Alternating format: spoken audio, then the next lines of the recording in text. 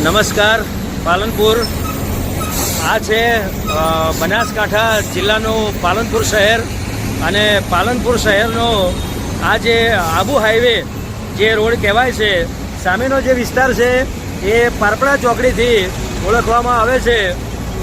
અઠવાડિયાથી આ જે રોડ છે એ સતત ન્યૂઝમાં આવતો હતો। કોઈક ને કોઈક કારણોસર અહીં ખાડા પડી ગયા હતા।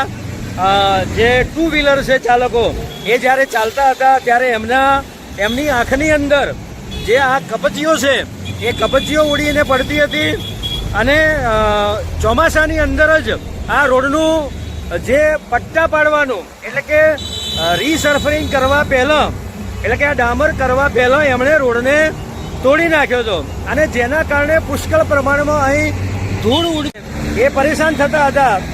એટલે નેશનલ હાઈવે ઓથોરિટી છે એણે આ તાત્કાલિક યુદ્ધના ધોરણે આ કામ ચાલુ કરી અને પેવર બનાવવાનું ચાલુ કર્યું છે। પરંતુ બનાસકાંઠા જિલ્લાનું જે વહીવટી તંત્ર છે એણે આવતીકાલે ભારે વરસાદની બનાસકાંઠા જિલ્લામાં આગાહી આપેલી છે।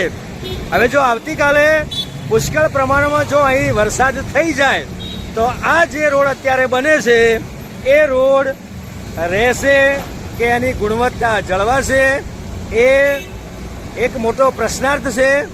જે કંઈ હોય એ કુદરતના હાથની વાત છે અને જો વરસાદ ટકી જાય તો એરોમા સર્કલ સુધી જે જૂનો રોડ બનાવેલો છે એટલે કે જે જૂનો રોડ તોડી નાખેલો છે એ રોડ આ રોડ મજબૂત થઈ જશે તો પાલનપુરના જે લોકો છે એને મુશ્કેલીમાંથી છુટકારો મળશે।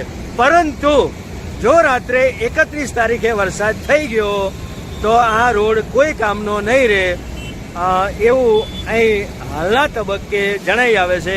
News ACP Bharat Banaskantha.